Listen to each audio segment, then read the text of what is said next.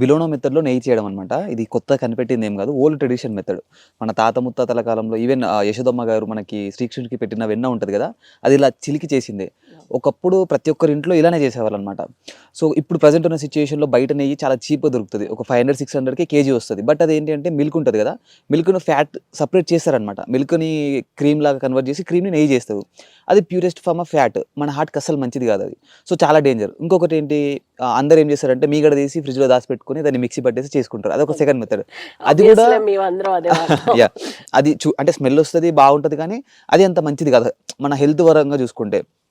ఆయుర్వేదాలు అయినా, మన old tradition అయినా, ఈవెన్ మన యాన్సిస్టర్స్ ఫాలో అయిందన్నా కూడా ఇదే మెథడ్ అనమాట. నెయ్యి అంటే చిలికి చేయడమే కరెక్ట్ ప్రాసెస్. సో అందుకనే మేము ఈ ట్రెడిషన్ మెథడ్ని వాడుకున్నాము.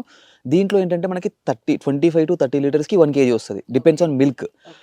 పాలు లేతవనుకోండి, అంటే అప్పుడే ఈనిన పాలు అనుకోండి, తక్కువ వస్తుంది నెయ్యి. ఇవన్నీ దేశీ పాలే, ఓన్లీ నాటు ఆవులు, దేశీ ఆవులు మాత్రమే వాడతాం మనం. కాంక్రేజ్, గిర్. ఎంత టైం పడుతుంది మనకి ఇట్లా చేయడానికి? ఇది చేయడానికి జస్ట్ 40 minutesలో మనకి ప్రాసెస్ అంతా అయిపోతుంది. మనం చిలికినప్పుడు ఒక 15 లీటర్స్ వరకు 2 times చేస్తాము, డైలీ 30 kgs.